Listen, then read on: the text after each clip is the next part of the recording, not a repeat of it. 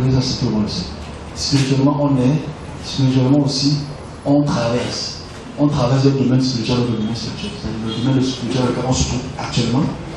Et si on part dans un domaine spirituel qui ne nous est pas attribué, mais qui nous est diligenté par rapport à nos actions qu'on a pu poser, parce que c'est une appartenance spirituelle. Ça, je le répète depuis. Je ne crois pas en la réincarnation. Parce que moi, quand un esprit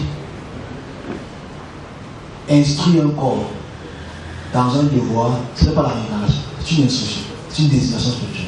C'est un. Deux, quand un corps est utilisé pour déranger une famille et qui part et qui revient, je n'appelle pas ça la réincarnation, parce qu'en fait, la seule chose qui unit la personne qui est revenue, c'est la tache sur le visage, le marqueur sur le visage.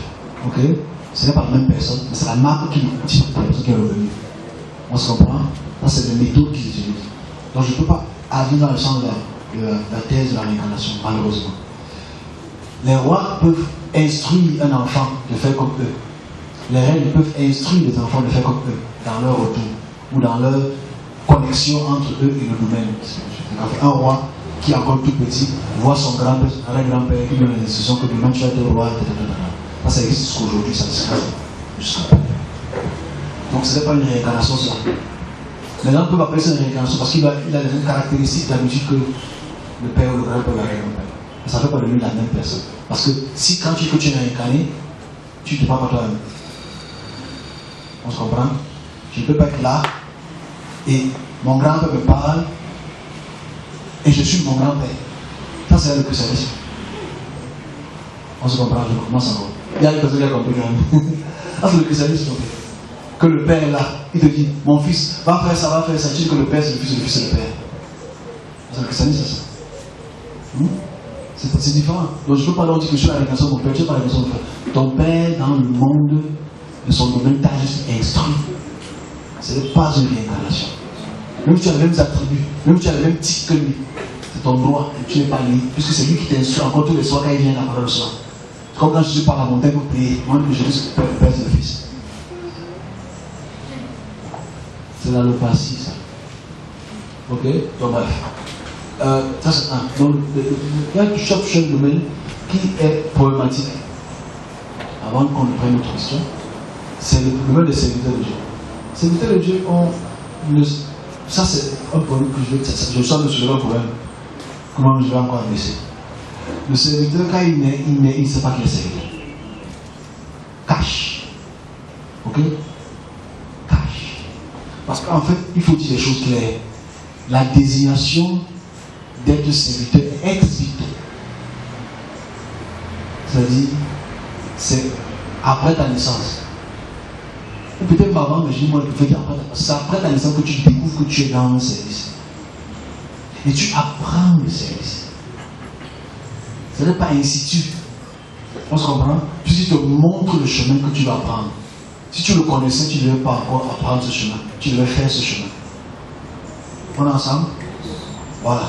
C'est comme ça. Mais la caractéristique qui est un peu dérangeante de ta question, c'est le service ou le serviteur, pour certains, pour tous, je ne sais pas, je ne connais pas tous, je connais le peu, c'est que tu as quand même une cartographie de ta vie, de ce que tu feras 10, 20, 30, 40. Pas fin. C'est juste pour que tu suives un cursus spécifique pour atteindre un devoir spécifique pour que ton travail devrait être bien fait. Ok? Celui qui arrive au bout de ce chemin, c'est le devoir, c'est le service, c'est l'esprit, ok? Qui prend souvent la forme de toi pour demain. Quand tu meurs, ce n'est pas le corps-ci qui va redevenir demain. Parce que l'esprit qui anime un serviteur, c'est un esprit. Il a un devoir. Son devoir commence, son devoir finit. C'est tout. Donc, ce n'est pas une réincarnation au sens puritain.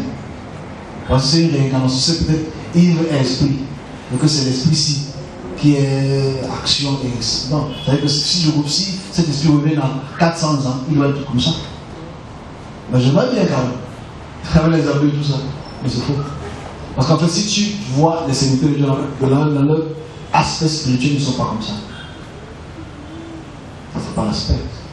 Ça, c'est l'aspect physique. Donc il n'y a pas d'incarnation sur le Seigneur.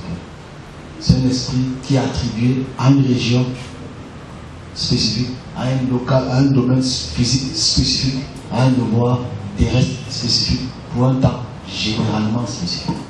Parce qu'il peut mourir ici avant. Le Seigneur, je ne réincarne pas. Parce que quand l'esprit revient te donner le devoir, tu es qui, non? Tu te poses la question, c'est qui? Tu refuses d'abord que tu ne veux pas, non?